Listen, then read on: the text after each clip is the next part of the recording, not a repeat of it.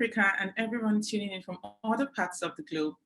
It is with utmost delight that I talk to you alongside brilliant minds in the African fact-checking community about the dynamism of mis and disinformation related to the pandemic, rightly termed an infodemic, the rise and fall of certain topics throughout the cycle of COVID-19, what that says about human vulnerabilities and inclinations, and how some superhumans have devoted most of their time to responding to the menace that threatens to bring down societies. In essence, we'll be speaking about the spread of COVID-19 misinformation, the trends and challenges. I am Ebele Oputa, and I work for the Premium Time Center for Investigative Journalism, specifically at its independent fact-checking project called Dubawa. Dubawa operates in 3 countries in the West African region: Nigeria, Ghana, and Sierra Leone. A disclaimer: my earlier mention of talk can be considered misleading because in truth, I will spend most of the time listening and only raising my head periodically to signal a change in the direction of the ship or retention of the previous course. This session promises to be riveting, not just because of the quality of the speakers and their combined expertise, but also because of their representative nature. Rabiu Al-Hassan is a journalist and fact checker from West Africa. Enoch Yariki is an editor from East Africa in an organization that operates in 12 African countries, while Nicola is a researcher from Southern Africa. You can also see the gender balance reflected here, and I'm quite uncertain if that was intentional or incidental. Once our speakers make their presentations, we will spend the remaining time answering questions. So please type in your questions as they speak, and we will try to answer as many as we can at the end of the presentations. So again, thank you for joining us, and we will kickstart this conversation with Nicola. Nicola is a communications consultant. Nicola is a communications consultant in the monitoring and evaluation field and has worked for various organizations developing their communication strategy. Currently, she's working for Africa Check as a research consultant on misinformation in Africa. I actually met Nicola last year at Africa Facts in Cape Town, and I learned so much from her presentation on measuring impact in the media. Today, she'll be sharing a snapshot of her work on WhatsApp misinformation during COVID. Nicola, would you like to tell us the story behind your extensive research and some of your findings? Over to you, Nicola. Thank you very much, Ebele. I'm starting off my presentation with this classic Zapiro cartoon that appeared in the Daily Maverick a few weeks ago, showing this fake news virus bully that's intimidating the COVID-19 virus, and he can't spell. So you spoke about the infodemic, using the phrase, and it's interesting because this analogy of speaking about health misinformation in epidemiological terms isn't new. We've been speaking about post going viral for many years, and in fact the term can be traced back to 1996 when researchers have defined it as a knowledge translation gap between what experts are saying, the evidence, the science, versus what people are believing and sharing and knowing. So, but now recently it has definitely received global attention. So it's a problem that we all know is a massive, massive challenge. Now my next slide is just to say that there's been, from a fact checker's perspective and from Africa Check's perspective, there's really been some good news in the story. We've seen an unprecedented demand for fact checking, and specifically if we look at the new or unique users that visited our site, specifically when the virus first hit African shores in March. So we recorded almost 2.2 million users in March alone, where previously that was a figure that we would record in a year. So we really saw, and this was a trend that was echoed by other researchers, also noted this super spike and a demand for credible information. The not so good news story is that this was really a knee-jerk reaction to waves and waves and waves of misinformation that our fact checkers were debunking around the clock. So some of the classic ones are just that the first one one of the first ones that surfaced is that African blood is resistant to the virus, or there was a lot of natural remedies and fake cures. This is also at the bottom, a classic one of Italian doctors that are supposedly dead from COVID, but it was actually a scene from Grey's Anatomy. So just thousands and thousands of these claims. Africa Check has published a live guide with about 300 claims in which we categorize them according to hoaxes and scams, conspiracy theories, mislabeled content, out of context videos, and also a few things that were actually true that you thought were false. So all of this just emphasized the need that we need to understand the problem a little bit better. And so we started a research project to tackle misinformation on WhatsApp in Kenya, Nigeria, Senegal, and South Africa, and understanding some of the strategies that's working. The work is in collaboration with the Africa Center for Evidence, which is a think tank at UJ, and it's funded by the Konrad Adenauer Foundation. The research will be probably published towards the end of the year on our different platforms. And what we looked at is we tried to look at the nature of misinformation. So what were we actually seeing on WhatsApp? And what was the sort of risks and the harm that we could identify from these claims? So previously, Africa Check launched What's Crap on WhatsApp, which is a strategy to debunk misinformation on WhatsApp. And what we did is we invited audiences to send us claims, and we can record these, so it gives us sort of a window into what sort of misinformation is surfacing on WhatsApp. And so we rolled this out further in other countries where we were receiving claims from audiences to get a sense of the information that was circulating. The second part of the research was how users are engaging with WhatsApp. I'm not going to talk about that much in my presentation. And the third one was what can fact-checking organizations do as mitigating strategies. But just in terms of an overview of some of the trends or the challenges really that we see with WhatsApp, as we know, access is a big challenge. Its end-to-end encryption makes it quite difficult. So unless you have a tip line where people send you more information, you're quite limited in terms of getting into this underbelly of information.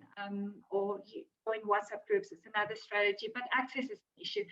Format, while we were analyzing the tips, the messages that were tipped to us, we also, if a message is in a text format, it's very difficult to really get some sort of evidence trail about this message. It's just this random person, this doctor who found a cure, but you don't have a photo that you can reverse image search. So that makes WhatsApp specifically challenging. The same with voice notes. We know that they're quite explosive and polarizing. It's like radio has been used as a platform to incite violence in Africa. So it is a challenging format. And also there's a lack of external markers like that fact checkers usually rely on, like date and place and identity of the speaker. So we get forwarded a message or a video voice note that was sent to us, but it says tomorrow the president will address the nation, but that could have been 3 weeks ago. So there are challenges about debunking on WhatsApp. And another challenge that we found, or interesting thing, is that WhatsApp has this very colloquial tone. So it's chatty and it's helpful, and people is like, hi everybody, I'm a disease specialist from this hospital, and I feel it's my moral obligation to help. So, or it's my brother in Hong Kong. So, but all of this makes it relatable and accessible. But the problem about that is it's also then believable. And another trend that we saw is that we saw lots of use of medical terms. So people would use a term like hypoxia or disseminated intravascular coagulation, you know. So it creates this pseudo accuracy that makes you think that that this information is credible and that it's actually that you can forward it to your network. So what we've done is we've mapped the different risks that I'm just quickly going to show. We've mapped 5 different harms or risks related to the examples that we've seen, but also in terms of what we read in academic literature. The first one was harm, the obvious harm to physical health. We all read about the poisoning of people drinking household cleaners or bleach. There was also some of the literature showed that people who believed conspiracy theories were far less likely to be tested or to be prepared to be vaccinated. And then economic harm, we also saw social harm, we saw political harm, and then as an overarching sort of category, we saw psychological harm, which is something that it's not necessarily the trauma and the extreme stress that was caused by the pandemic itself.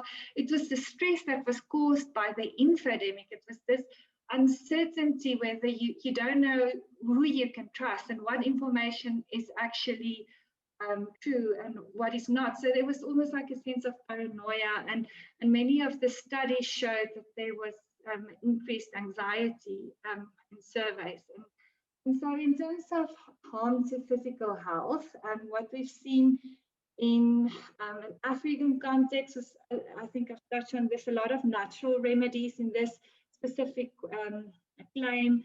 Fever grass tea is promoted as so lots of promotions of natural remedies. That was one of the things that we picked up. And although some of these may sometimes seem harmless, a claim like that COVID is a bacteria and that it can be treated with aspirin could actually be very dangerous, because aspirin overdose is a real thing. So there were some of this. Then economic harm was really one of the worrying sort of risks that we noted. So there were many examples, specifically in Kenya and Nigeria, where local scammers were trying to exploit people and asking them to click on links, asking them for bank details, and then in the sort of dressing it up as a relief package. Or there were also a lot of fake job advertisements. And so in some cases, we would see the exact same wording of a WhatsApp claim in Nigeria and in Kenya, but the currency was changed from Naira to Kenyan shillings. So we saw how they did the rounds in all the different countries, but sometimes it's small changes in a nuance or a message. There were also other economic harms like supply chain issues with panic buying and 5G destruction. Because of the 5G, because of the conspiracy theories. In terms of social harm, I think the one that was often quoted and that the media also responded to was assaults and prejudice towards Chinese people and Asians. But what we've seen in South Africa on our website, on our WhatsApps, that was quite worrying was also a bit of this Afrikaner right-wing narrative coming to the fore and using the lockdown as a pretext to sort of create messages around that. That was worrying. And in other countries also just some xenophobic claims and things like that. Lastly, on the topic of political harm, beliefs in conspiracy is found to lead to a general distrust of authorities, and it leads to political disengagement, disregard of government and other official sources.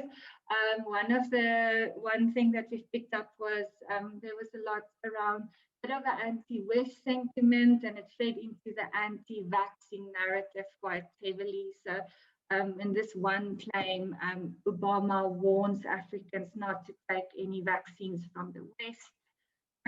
Or there was also the one that was warning against the WHO that has motives, and that vaccines are, that they didn't welcome the cure that was coming from Madagascar. So all of these just erode sort of trust in government and official sources. And then in South Africa, we've noticed quite a bit of paranoia around government intervention and things like that. So that's really a summary of some of the harms and the risks that we've seen when we analyzed our WhatsApp during the period. Nicola, so thank you for your presentation. From all you've said, it's very interesting about the risk, and when you talked about the changing currency, it's just interesting to see how deliberate misinformers are. So they're not just randomly sending things, you're being deliberate about the ones they're sending to countries. I was wondering if you would want to present some other findings, or just all of your findings. No, I think this is all for now, Ebele. Thanks. Okay, thank you so much. Very interesting. So our next speaker is Rabiu. Rabiu Al-Hassan is the founder and managing editor of Ghana Facts, and he has been able to build a successful organization in the complex ecosystem of disinformation in Ghana. This has been a very interesting year for all of us, but especially Rabiu, because I'm most certain about that, and that's because him and his team, they've had to fact check a brutal wave of COVID-19 misinformation while combating political disinformation ahead of the Ghanaian elections. So my question to you is this. In the opening session of this conference, Jacques Powell, a foremost investigative journalist, while explaining his 10 guidelines for writing an investigative book, he said, the human narrative is the key to what makes a readable investigative journalism book. It must not focus on facts or data. And this point is particularly important because the pandemic brought to fore the vulnerabilities and biases of humans. I would like to know, did you have to change your writing style? And please tell us, what trends did you notice that were particular to your region or country? Thank you very much, Ebele, and it's a pleasure to be on the panel with you all, Enoch, Nicola, and Ebele. So exactly the question you asked, we're thrown into the deep end as a fact-checking organization, fact-checking misinformation around the pandemic. And we were largely a new fact-checking organization. We only got to be signatories of the International Fact-Checking Network some few months ago. So basically, as you asked, whether we changed our writing style basically to confront some of the misinformation and disinformation we encountered, and really what went into our efforts to try to curb the spread and weaponization of misinformation around the pandemic in Ghana. So I would try to highlight the trends and challenges and even the solutions that we came up with in dealing with the infodemic that came with the pandemic. So I'll start by giving an overview of what my presentation is going to be about. Basically, I'm going to look at some of the very key issues that came up with regards questions people wanted answers to in dealing with the pandemic. I think my presentation, yes. So I'm going to highlight some of the key questions that came up. The COVID-19 was relatively a new virus, and the World Health Organization did state that answers were being sought for lots of questions, and through these questions, it dovetailed into the kinds of misinformation and forms of misinformation we observed, from the sophisticated changes to HTML codes, or from the front end of credible websites to tweak their headlines, to simple errors we witnessed from credible organizations trying to communicate data with regards the number of people who had been confirmed to have contracted the coronavirus, the number of deaths that had been recorded, to information gap we witnessed where the credible organizations, health authorities were expecting to relay information to the public, sometimes when they were not up to it. That gap allowed for people to chime in and spread misinformation. Then we would come to where some African countries, or for us here in Ghana, it looks like we've reversed some of the restrictions that were imposed earlier, and that has meant that we have accepted that we are going to be living with the virus. And what that has meant for the questions that people were asking earlier, reinforcing their biases, as you mentioned, Ebele. Basically, people are asking whether even the virus is still real. So some of the work that we have done has become very crucial in trying to remind people that COVID-19 still exists and they would have to be wary, observe all the social distancing and all the protocols that have been mentioned. So let me zoom in straight to the first leg of the issues I would want to mention, which is the seeking for answers. Basically, relatively new COVID-19 hit the world, and people were wondering, where is this virus coming from? And this meant that in seeking for answers for this question, it meant people would want to try to give answers if even they don't have that, which meant misinformers and disinformers took opportunity to put out information in relation to it coming from maybe some lab somewhere in China, it's being cooked up somewhere in a lab in China, some suggesting that beyond that, it could be possible that some African countries who were not recording cases of COVID-19 was because of how hot the weather was. And this also is about why was Sub-Saharan Africa being late in recording cases of COVID-19. Nigeria being the first in Sub-Saharan Africa in late February to record a case. Some were particularly pointing to that, where they were quite questioning why Africa was being late in recording cases of COVID-19.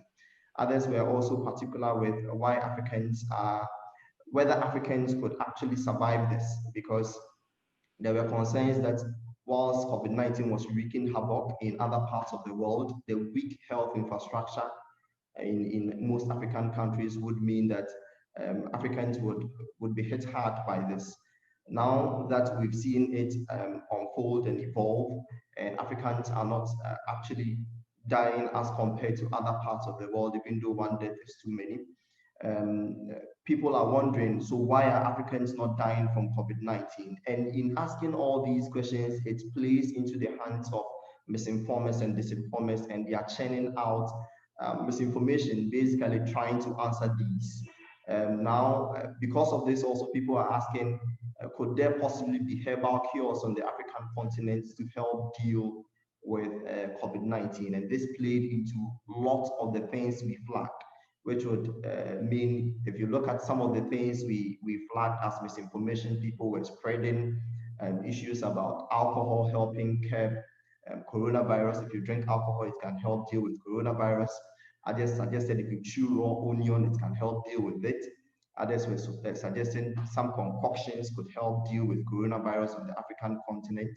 Now, even before Ghana recorded a case of COVID-19 on March 12, it was formally announced on March 12, we saw a screenshot of a credible website like the BBC website, and it had a headline saying Ghana had recorded a case, even though that was not the case. And in our collaboration with people to help flag misinformation, we spoke to some digital analysts who explained to us the trend where people take advantage, visit credible media websites, and they tweak the headlines of the websites by modifying the HTML codes of these websites, basically taking screenshots of that and sending it. That shows you how sophisticated some disinformers could be.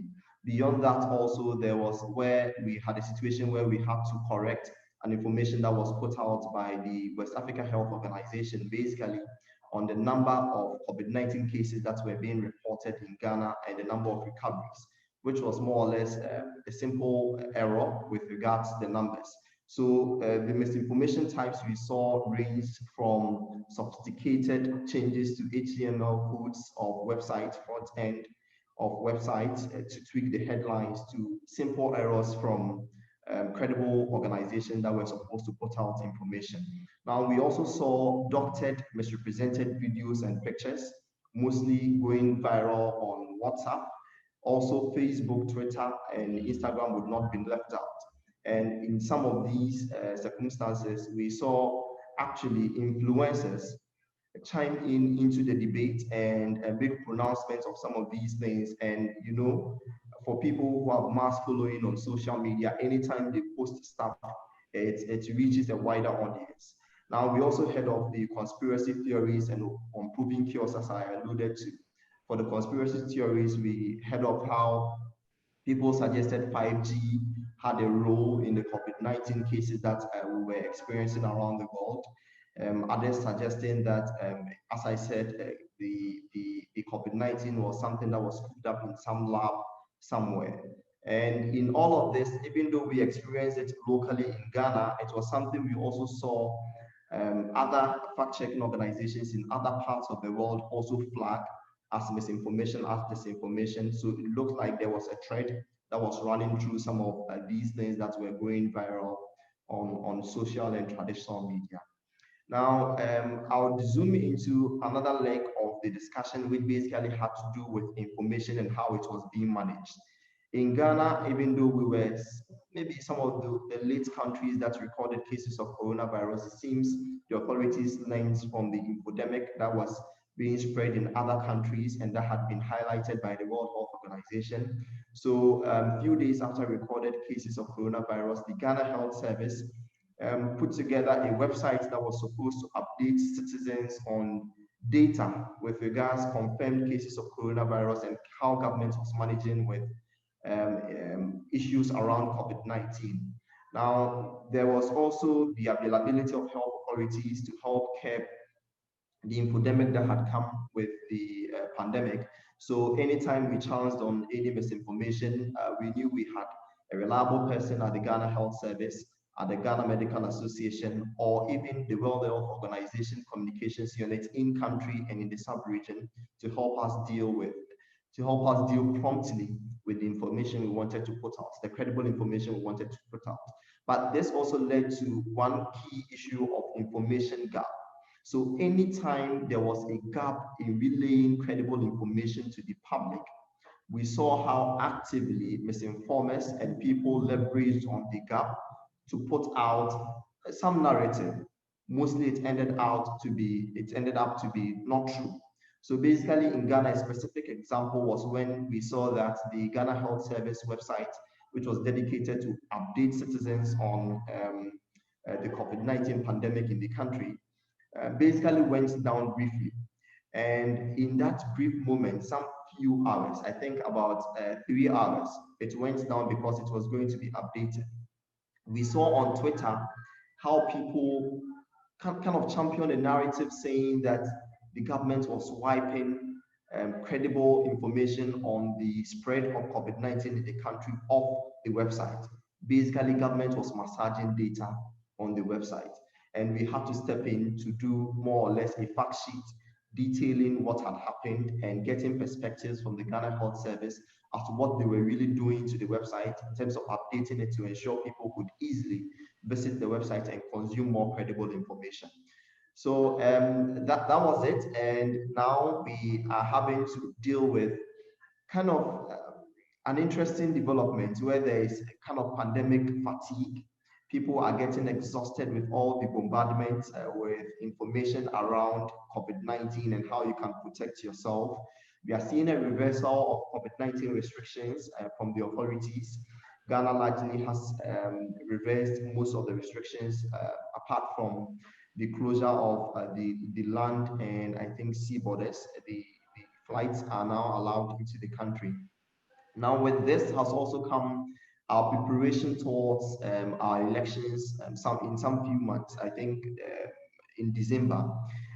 With this has come the challenge where people are questioning whether even the virus is real, because we are seeing political parties organize rallies, and with careless abandon, people are participating in these rallies without social distancing, without wearing of face masks. So it has even become more crucial now, the work we did some few months ago and the work we continue to do in terms of tackling misinformation around the pandemic, that through collaborations with traditional media platforms in a network we built, so we can leverage on not just reaching people online, but also offline.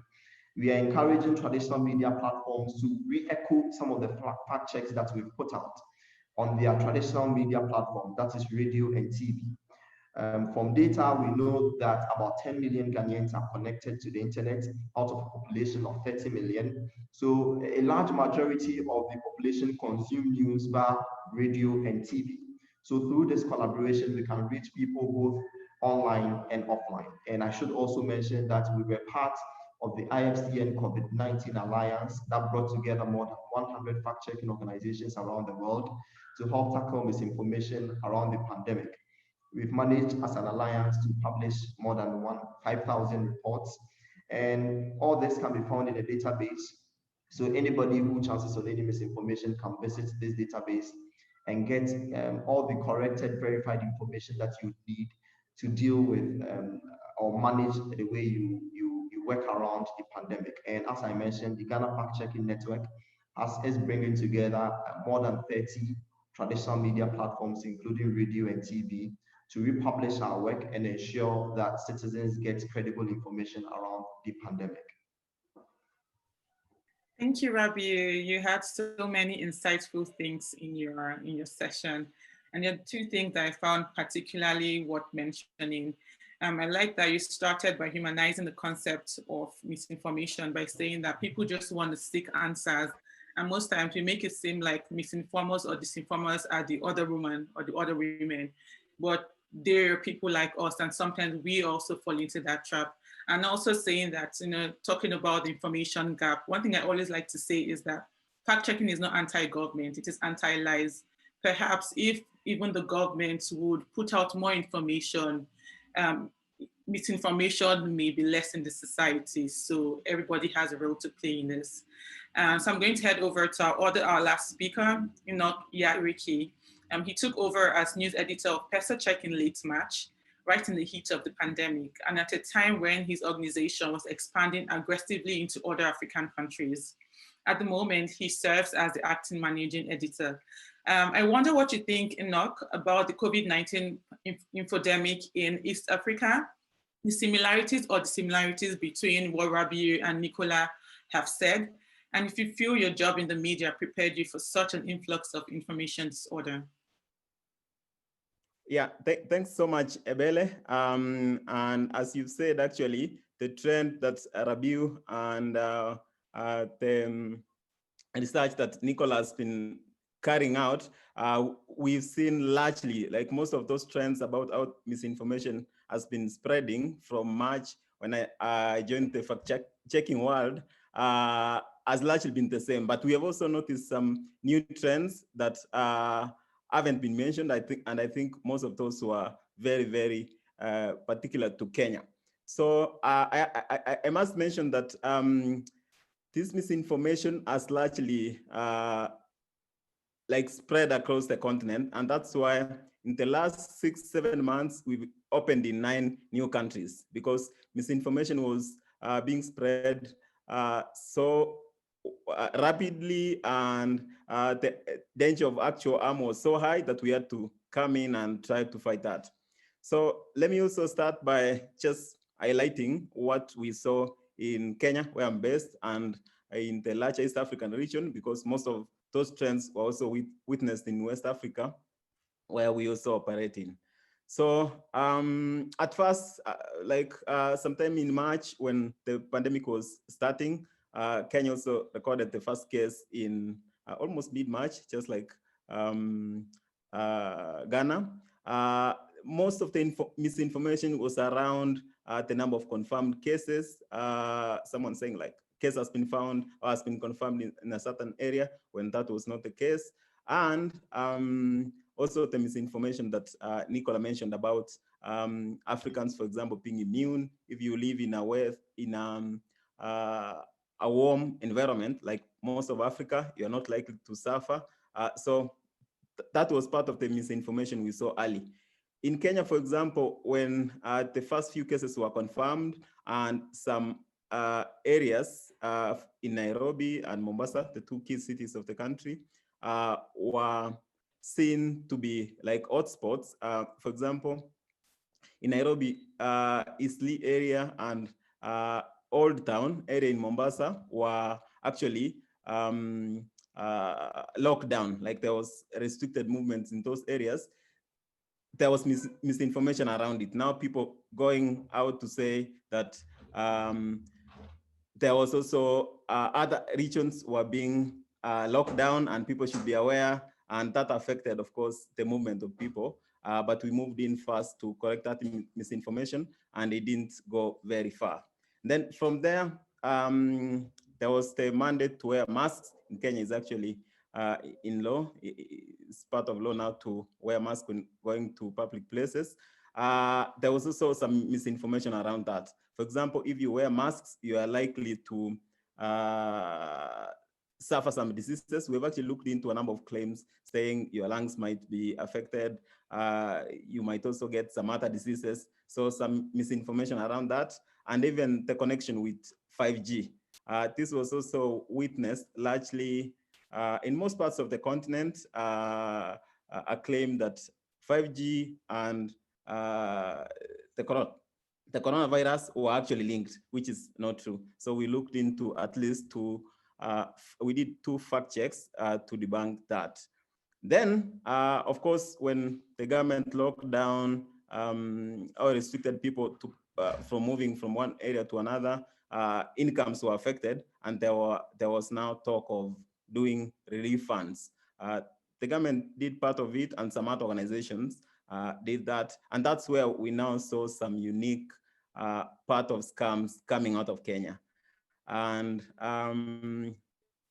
those who spread misinformation and disinformation set up websites, Facebook pages, and even Google Docs, now promising people some goodies. So some of these sites were collecting people's information. For example, someone says, hey, because of the coronavirus pandemic, we are giving all the International Monetary Fund, or the World Bank, we actually did several claims around that, are giving out loans or grants to entrepreneurs and any person struggling with this pandemic. So to get it, you just need to fill in, give your details, and then you get it actually. They were promising it in 5-10 minutes. And so we saw that, and that trend also affected so many other sectors, including the formation of Facebook pages impersonating popular politicians or famous people in Kenya, and then promising the same goodies, like I'm giving out some funds, all you need to do is register here or send me a private message, and then I'll send the money to you. So those scams actually, since I think from April pretty much up to around this time, we've been battling most of them. And they're now reducing, but the number is still there. We're still witnessing some of those. Actually, I know, for example, we're doing a certain claim today of a Facebook page impersonating the IMF promising to give people funds and in partnership with the World Bank. So we continue to see that.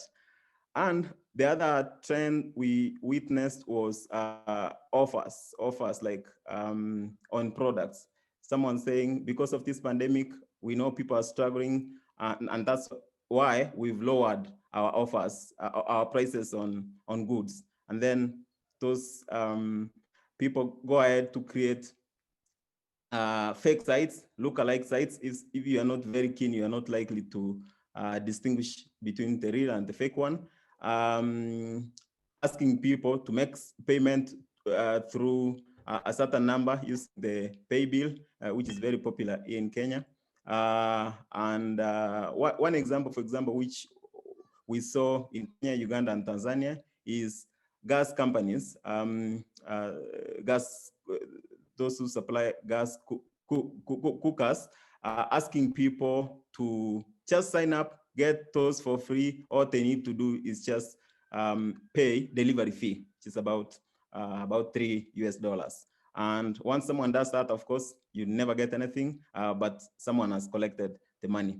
So, so as we were doing all this, we managed to we were of course responding, but we contained most of those misinformation and disinformation. And now we began to see a new trend where once the misinformation had been blocked on Facebook, or Facebook had labeled it as fake or false, and people were warned, we began now to see those people restricting the audience, like now posting the misinformation in the private groups, or sometimes changing the message slightly to make it look like a different kind of thing, and now posting it in the Facebook groups with limited audiences. And that way, of course, they are hoping that fact checkers are not among their audiences, so it will be missed.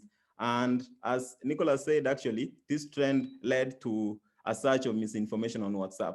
Like you see a claim, for example, there's one that was very popular, that the government of Kenya was offering all set aside about $3 billion US, which is about that million, sorry, 3 billion Kenya shillings, which is about 30 million US dollars, to give out freely to people who are suffering from the pandemic. That's a short text on WhatsApp. So all you need to do is click on the link provided, and then you follow the process to get those funds. So by the time fact checkers alerted about that, some harm has already been done in some cases. And that's why we also set up a WhatsApp number where our audience can send us claims they see around. If they see something spreading and they suspect this might be false information, they send it to us, we look into it, and then we get back. We also set up, actually, we opened our channels on social media. If anyone sees something they suspect might be false, they also send it to us. And as a result of that, we have actually looked into some of the claims we've received from the audience. And one of the key challenges, as I've said, is of course, those who spread false information resorting to doing it in private groups on WhatsApp and on Facebook. We're having a conversation with Facebook about that, how to address that. And we're also chatting with WhatsApp to start partnering with them and doing fact checking on the platform. Although, as Nicola mentioned, the challenges are huge because of the end-to-end encryption. At least we are now having that conversation, and we are beginning to look into misinformation in the messaging apps. So that has been the trend. It's good to see that some of the work we've done has led to impact.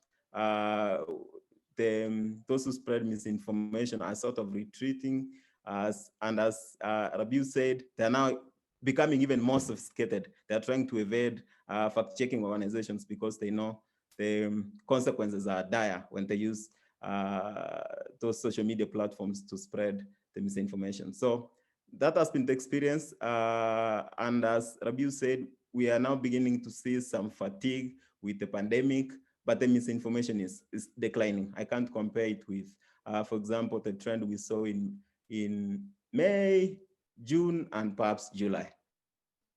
Yeah, it's been declining from that time. So that has been the experience from us in Kenya and also in the East African region that we cover.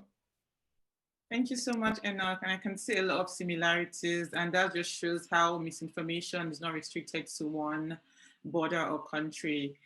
And from your presentation, we can see that misinformation is dangerous, not just because you could literally die from a fake cure, but also because of the financial consequences of clicking the fraudulent link. So one of the questions I can see in the chat box is very interesting. And it's particularly interesting because it has to do with searching for information in a time where even the health professionals are uncertain about information. And this just brings to fore the person I like to refer to as the Black Lady of Propaganda, that's Stella Emanuel. And when the video surfaced earlier on in the year, and she was representing a group called America's Frontline Doctors, and they were talking so much about cures and downplaying some of the preventative measures in the scientific community. And the issue with that was that even there was no consensus by scientists on what to do and what not to do. And we know that with our experience with the African government, because I mean, that's our region, we can see that even when official authorities are saying certain things, they're not always trustworthy. So now as a journalist, as a fact checker, what were your stories based on? What kind of evidence were they based on? And going forward, what rule of thumb should journalists or would-be journalists use while trying to find evidence for their claims? And this question is directed at Rabiu and Enoch. Okay, so if I can have the first bite. So basically, it's an interesting question you just asked, because we've seen time without number how people we hold in positions of trust, people who occupy very high offices, when they jump onto the bandwagon to push misinformation, the effects it can have. People believe these people. So when you have President Trump say that chloroquine can help cure COVID-19, when you have him saying stuff like if you inject bleach, it can help deal with COVID-19. These things have real consequences. So beyond just having the leader of the free world do stuff like that, we know that influencers, people with mass following on social media, anytime they post these things on their platform, people certainly believe that these things are credible. So in Ghana, we had a situation where there was the reliefs we received from China, that the PPEs we received from China. There was viral audio, text, pictures being sent around that the things we received had been contaminated with COVID-19. Now, how do you deal with something like this, where there is a video showing people in FBI vests who were taking out some PPEs from someone, and someone has a voiceover on such a video claiming that these are PPEs that have been contaminated with COVID-19, so Ghanaians should be wary and should not use the materials that are being brought into the country by China. Now, beyond having this on social media, you also have an actor with mass following on Instagram also posts something to allude to something like this. He also gives credence to something like this. It adds to the suspicion, and it adds to how people perceive that someone somewhere is not relaying credible information to the public and is sitting on important information that can help people deal with COVID-19. So we still have to rely, regardless of the challenge with getting credible information from people in positions of trust, we still have to rely on authorities, that's health authorities, to get information to counter misinformation around the pandemic. So in this regard, we were relying on information that came from the Ghana Health Service, who were basically managing the situation in the country. So we were not going to get any information from any third party until we got the information verified from someone from the Ghana Health Service. We also had the Food and Drugs Authority, which is a credible institution that has distinguished itself over the years. So in cross-checking whatever we got from the Ghana Health Service, we would also go to the FDA, which is the Food and Drugs Authority, to cross-check our information. Now, the World Health Organization country office also was readily available, and they were always prompt in responding to some of our queries. So multiple agencies in a concerted effort helping us with credible information and promptly were things that we were relying on to deal with this. But beyond even the health authorities, where misinformers and disinformers were leveraging on digital tools, where we had people trying to modify HTML codes and kind of tweak headlines of credible media organizations, we were relying on computer scientists, we were relying on data scientists to help us unearth these trends to ensure that the right information was promptly relayed to the public. So collaboration is the way forward. So beyond just publishing our work digitally, we are trying to also partner with traditional media platforms who have majority of listenerships on radio and viewers on TV to ensure that people get the right information so they can take the right decisions. So we wouldn't see an increase, a spike in the number of COVID-19 cases in the country. So collaboration and getting multidisciplinary approach, or using multidisciplinary approach in dealing with the misinformation, I think helped in trying to quell the spread of misinformation on social and traditional media. Thank you so much. And before you speak, Enoch, and in the interest of time, are there other things you could add to what Rabiu has said? And then if you could also respond to another question about how likely it would be to end COVID-19 misinformation post-pandemic. Okay. Thank you so much. So yeah, I have a couple of things to add to what Rabiu has said. The key thing, I think, is to rely on the most credible source, and not necessarily individuals, because as you said, from the Stella Emanuel case, you can have some professionals, top professionals, who are authorized to practice medicine, for example, differing with other, like the popular opinion. So the key thing is to go with the most trusted source, and in this case, serious health bodies. For example, the World Health Organization, we've had a partnership with them. So anytime we see misinformation relating to COVID-19 coronavirus, something around health, we reach out to them. They give us the correct position, like how things are. Then we have the the CDC, the FDA, the US Drug and Food Authority. So those organizations may take time to look into something to make sure it's 100% verified, that they reach consensus, but that's the sources we have to go with.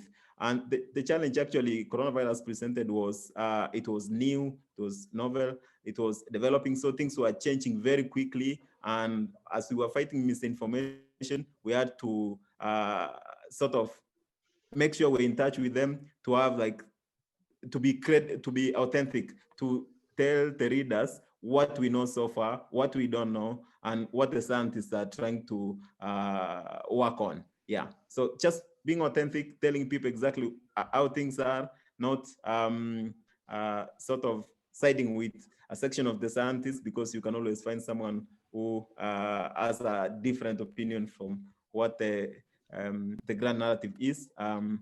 Yeah, and so far that has worked quite well. The World Health Organization has been super useful. And in terms of largely or entirely ending the misinformation around the coronavirus, I think right now, in terms of the fake cures or the misinformation around how to keep yourself safe, has largely been reduced if you compare to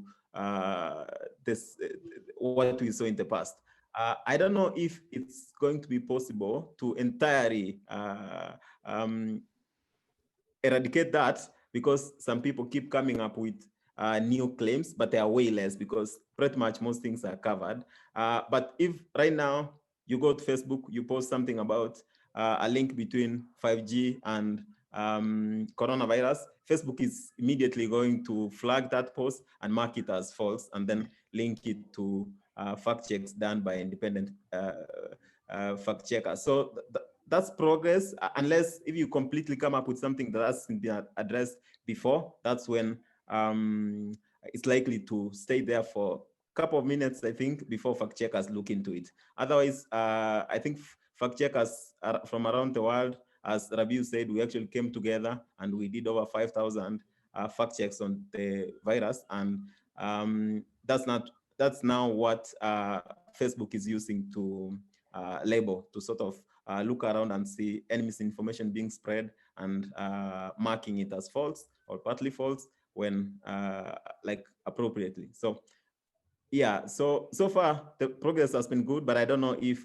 you are completely going to eradicate. Maybe it's possible once people have exhausted all the possible false claims they can make about the virus.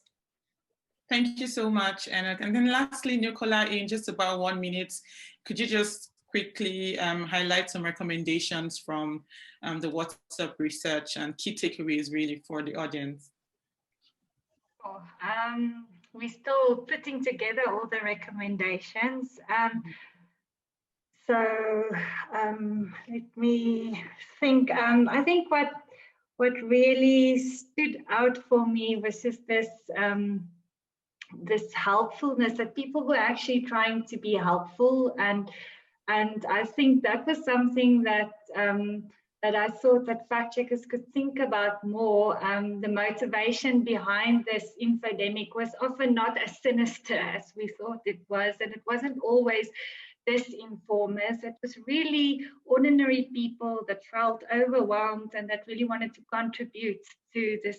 At least I'm talking about WhatsApp here. I'm not talking about the sophisticated disinformation systems that definitely also contributed, and there was definitely global narratives that were being exploited and fed into the ecosystem. But I think that element of thinking that people, and I think that's something that fact checkers can also appeal to, just that human need to contribute and just have and help and spread accurate information. So if they have that accurate information in an accessible format that they can share with others, and it links, I suppose, to this concept of media literacy and passing on information that is credible, and the antidoting idea or inoculation idea of credible information over misinformation. I think that would be my summary.